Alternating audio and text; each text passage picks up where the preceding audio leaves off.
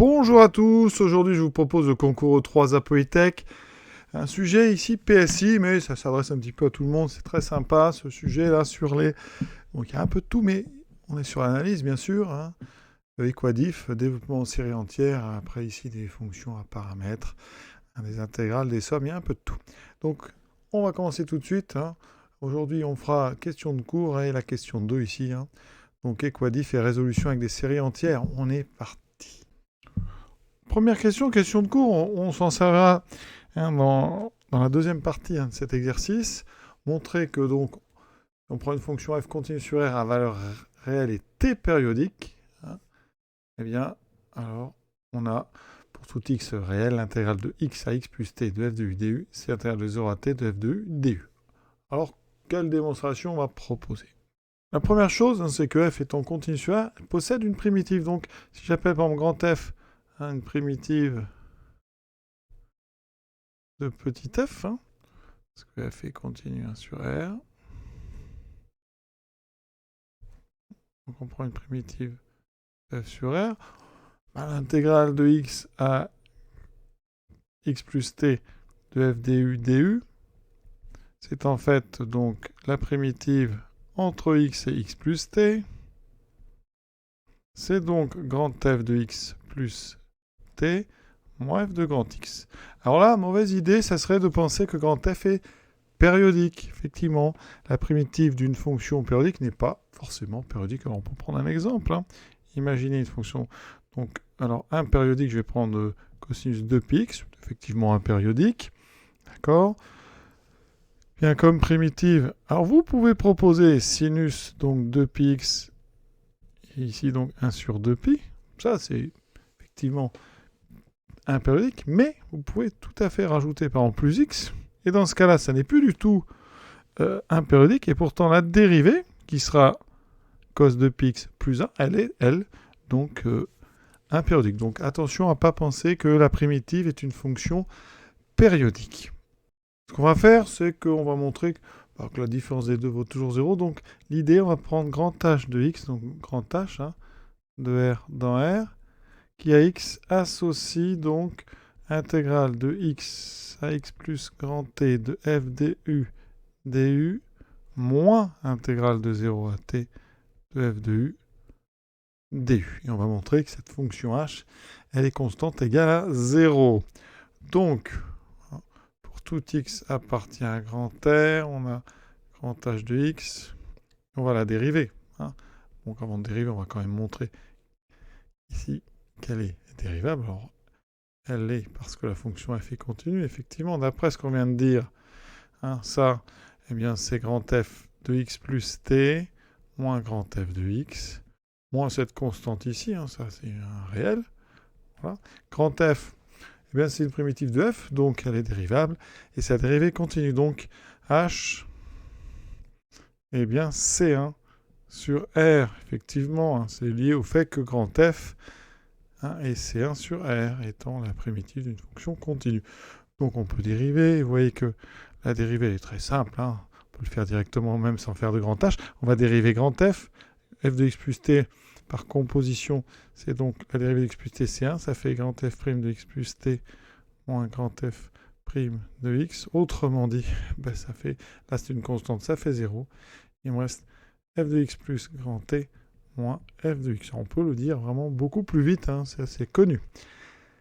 Alors là, on peut utiliser la t-périodicité de notre fonction f.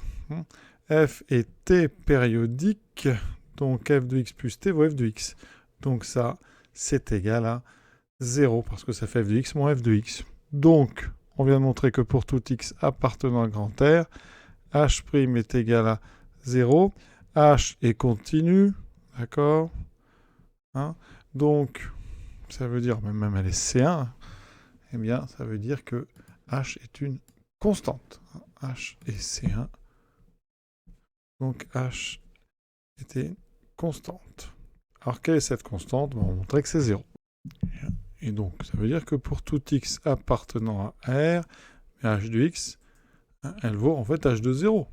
D'accord? Et H de 0, c'est l'intégrale de 0 à grand T de f de u du moins l'intégrale de 0 à grand T de f de u, du. J'ai remplacé tout simplement petit x ici par 0. Et ça fait 0. Donc, pour tout x réel, h de x égale 0. C'est exactement ce qu'on veut. Donc, ça veut dire que pour tout x, l'intégrale de x à x plus t de f de u du, c'est donc l'intégrale de 0 à t de f de u du. Voilà. Ensuite, on se propose de déterminer des fonctions y de classe C2, vérifiant pour tout x cette relation. C'est une équadif, hein, d'accord?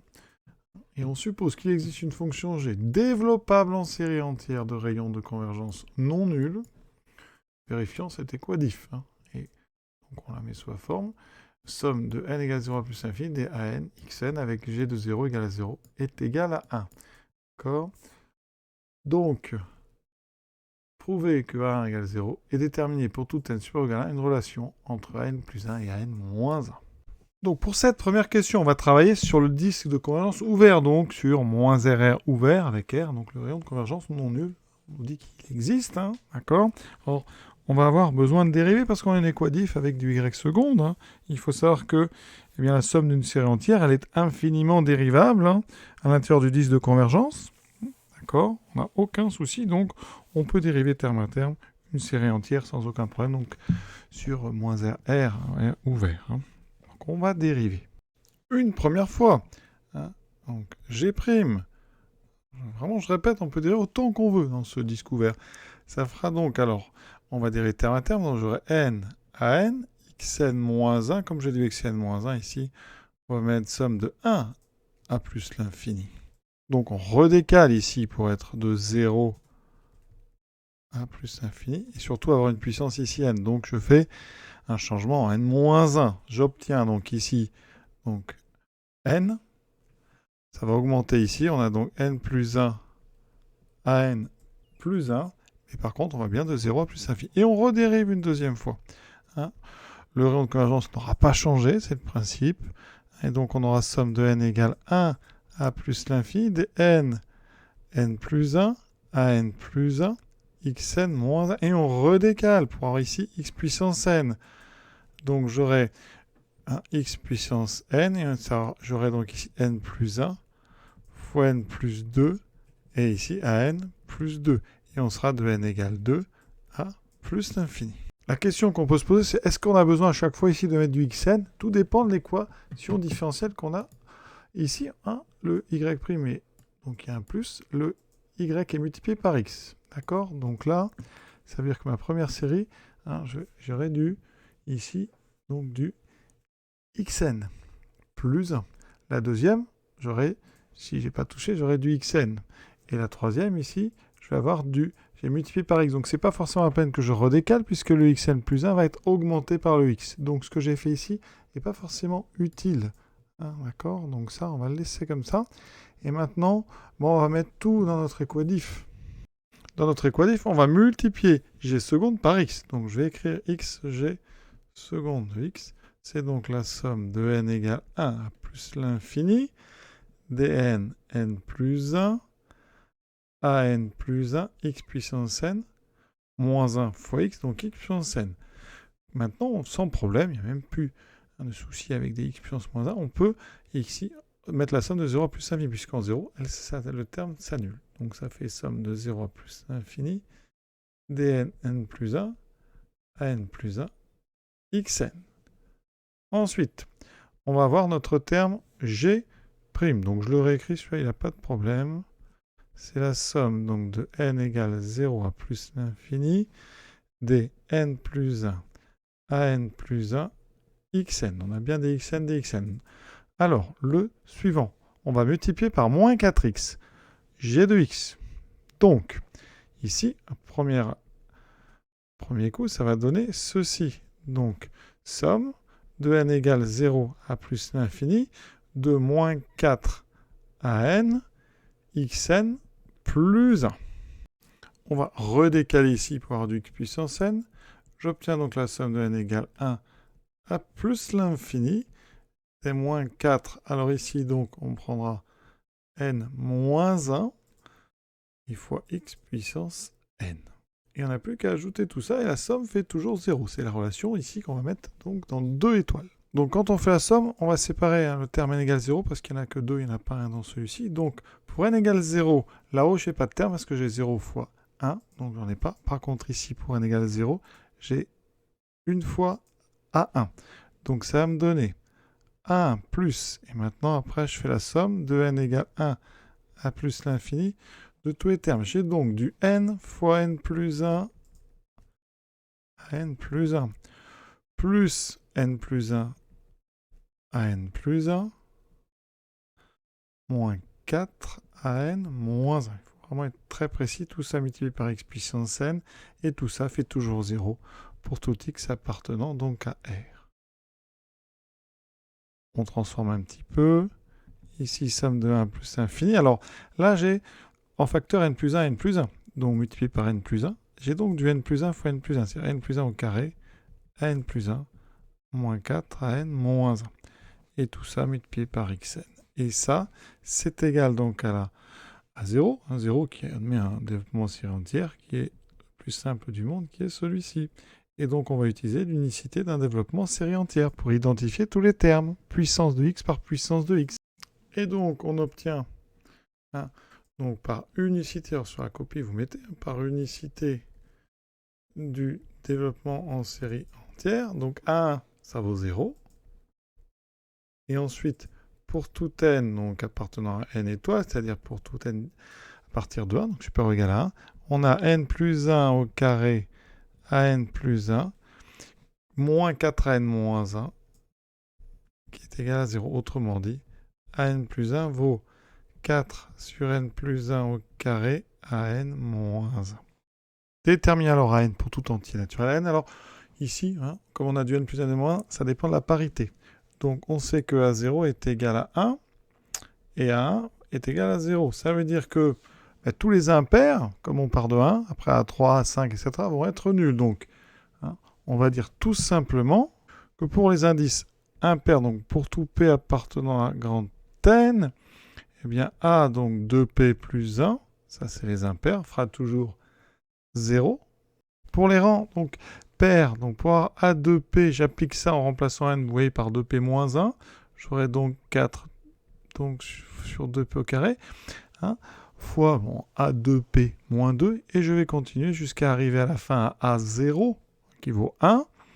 D'accord, donc je multiplierai par A0. Pour avoir A0 ici, vous voyez, je prends n égale 1. Donc le dernier rapport, ça sera 4 sur 2 au carré. J'ai donc ici des 4, vous voyez, on va de 1 à P, donc j'en ai 4, donc puissance P, sur ici, le produit, donc 2P, fois 2P moins 2, etc. jusqu'à 2. Donc si je factorise par 2, je sors les 2 carrés, donc je sors aussi des 4. Donc les 4 se simplifient, étonnamment, parce que effectivement, vous voyez, à chaque fois, on a 4 sur 4P carré. Oui, j'aurais peut-être dû l'écrire comme ça, c'est plus simple. 4 sur 4P carré, etc. Le dernier, c'est 4 sur 4 fois 1. Donc, il me reste uniquement le produit des P carrés de 1 à P. Donc, 1, c'est donc P factoriel au carré. Voilà, donc c'est une relation assez simple. 1 sur P factoriel au carré. Voilà. On demande ensuite l'ensemble de définition de la fonction G ainsi obtenue. Alors, ça veut dire qu'il va falloir partir à la recherche donc, du rayon de convergence. Alors là, il y a certainement les règles d'Alembert derrière. Donc, on regarde ici. Tous les termes impairs disparaissent. Il me reste somme de P égale 0 à l'infini des A2P x puissance 2P. D'accord. Donc ici, eh bien, on va utiliser cette fameuse règle d'Alembert. Donc, on va regarder le quotient. Donc, A2, donc P plus 1, x puissance 2, P plus 1, sur A2P, x puissance 2P. D'accord. Ça donne quoi? Donc, ça donne du A, donc 2P plus 2 sur A2P. On a des expressions. Ensuite, les x de P plus 2, sur ça, il me reste x carré. Alors, A de P plus 2, c'est donc 1 sur... Alors, le 1, je ne le mets pas parce que je vais avoir le A de P d'en bas qui va m'amener du P factoriel au carré. Et en bas, j'aurai du P. Donc ici, alors c'est du P plus 1 factoriel donc au carré. Donc P sur P plus 1 factoriel, il reste 1 sur P. Donc j'ai le x carré, je l'ai oublié. Il me reste donc du P plus 1 au dénominateur. Donc x2 sur P plus 1 au carré. La limite de ce rapport quand P tend vers plus l'infini, quel que soit x, hein, donc pour tout x, c'est donc 0. Ça veut dire qu'en inversant, donc le rond de convergence, c'est plus l'infini. D'accord? Donc, ça veut dire que, eh bien, cette série, eh bien, elle est tout le temps définie. Donc, G est développable, hein, et donc définie sur R. Vous pensez bien à mettre règle de D'Alembert sur votre copie, et on passe à la suite. Et voici le texte donc de la suite. Hein. Faites une bonne fin de journée et à très bientôt.